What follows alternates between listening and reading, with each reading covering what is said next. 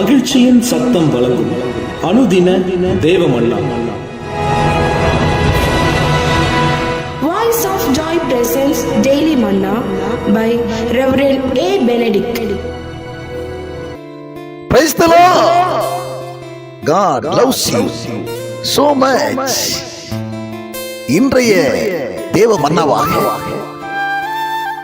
சங்கீதம் 14 அதிகாரம் 6 சிறுமைப்பட்டவனுக்கு கர்த்தர் அடைக்கலமாயிருக்கிறார் என்று சொல்லி நீங்கள் அவனுடைய ஆலோசனையை அலட்சியம் பண்ணினீர்கள்.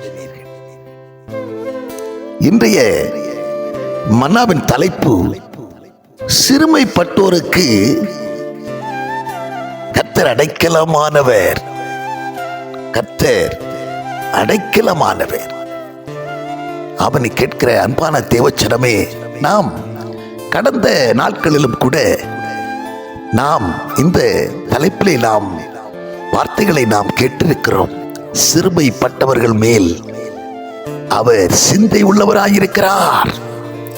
அப்படி சிறுமைப்படுகிற, துன்பப்படுகிற, வியாகுலப்படுகிற, கஷ்டப்படுகிற, பிறரால் அற்பமா எண்ணப்படுகிற, பிறரால் தள்ளப்பட்ட, ஒதுக்கப்பட்ட பிள்ளைகளுக்கு உதவுகிறதிலே, அடைக்கலம் கொடுக்கிறதிலே, பலன் கொடுக்கிறதிலே, சத்துவம் கொடுக்கிறதிலே அவர் சிந்தை உள்ளவராயிருக்கிறார். கேட்கிற அன்பான தேவச்சனமே, பிறரால் ஒதுக்கப்பட்டவர்களாய் இருக்கிறீர்களோ, புறந்தள்ளப்பட்டவர்களாய், நீங்கள் தள்ளப்பட்ட கல்லை போல காணப்படுகிறீர்களோ, பிறருக்கு வேண்டாதவர்களாய் நீங்கள் காணப்படுகிறீர்களோ, கலங்காதிருங்கள், கலங்காதிருங்கள். உங்களுக்கு உதவத்தான் அவர் காத்திருக்கிறார்.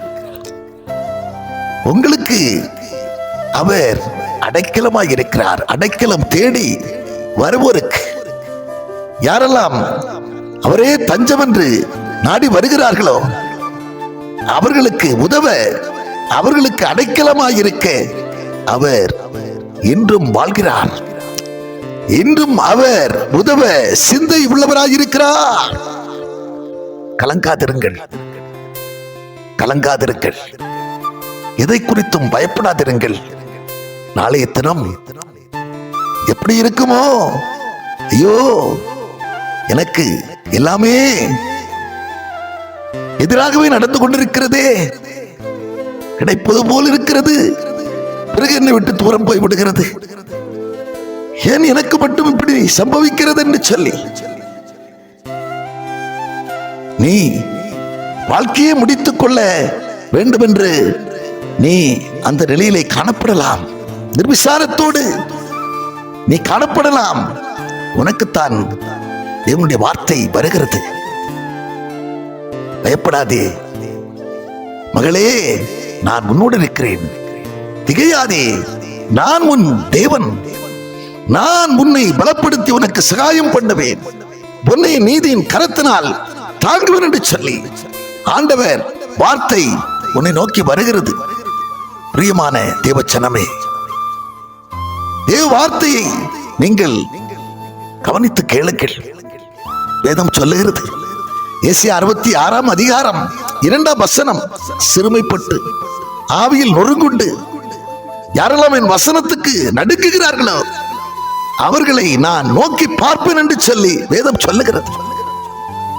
வசனத்தின்படி நீங்கள் செவீர்களே ஆனால், அவரை நீங்கள் சார்ந்திருப்பீர்களே ஆனால், மனிதரை நம்புவதை பார்க்கிலும் கர்த்தர் மேல் பற்றுதலாய் இருப்பீர்கள் என்று சொன்னால், நம்பிக்கையா இருப்பீர்கள் என்று சொன்னால், இழந்து போன யாவையும் நீங்கள் மீண்டும் பெற்று, நீங்கள் புத்துயிர் பெற்று நிச்சயமாக நீங்கள் மனரம்யமாய் வாழ்வீர்கள், சமாதானத்தோடு வாழ்வீர்கள் என்கிறதிலே கொஞ்சமும் சந்தேகமில்லை. நாம் ஜெபம் பண்ணுவோம். பரலோக பிதாவே, நாங்கள் உம்மை துதிக்கிறோம், ஸ்தோத்தரிக்கிறோம். ஆண்டவரே, சிறுமைப்பட்டோருக்கு அடைக்கலமாய் இருக்கிறவரே, தஞ்சமாய் இருக்கிறவரே, கேடகமாக பலனாய் இருக்கிறவரே, ஆண்டவரே, அன்று ஆகாருக்கு அடைக்கலமாய் இருந்தீரே அப்பா. ஆண்டவரே, யாருமில்லாமல் புறந்தள்ளப்பட்ட நிலையிலே இந்த ஆகார் ஆண்டவரே வனாந்திரத்திலே அலைந்து தெரிந்த போது நான் இருக்கிறேன் என்று சொல்லி ஆண்டவரே அவளுக்கு உதவ முன்வந்தீரே அப்பா. அதே நிலையிலே ஆண்டவரே பரிதபிக்கப்பட்ட சூழ்நிலையிலே யாரெல்லாம் காணப்படுகிறார்களோ அவர்களுக்கு ஆண்டவரே உதவ நீர் வருவீராக. அவர்களுக்கு கேடகமா இருப்பீராக, பலனா இருப்பீராக. ஆண்டவரே, இந்த வசனத்துக்கு நடுங்குகிற பிள்ளைகளை, உமக்கு கீழ்ப்படுகிற பிள்ளைகளை கண்ணோக்கி பார்ப்பீராக, அடைக்கலமா இருப்பீராக.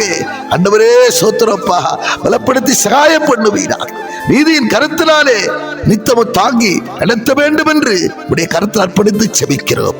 இயேசு கிறிஸ்து மூலம் ஜெபிக்கிறோம் நல்ல பிதாவே, ஆமென்.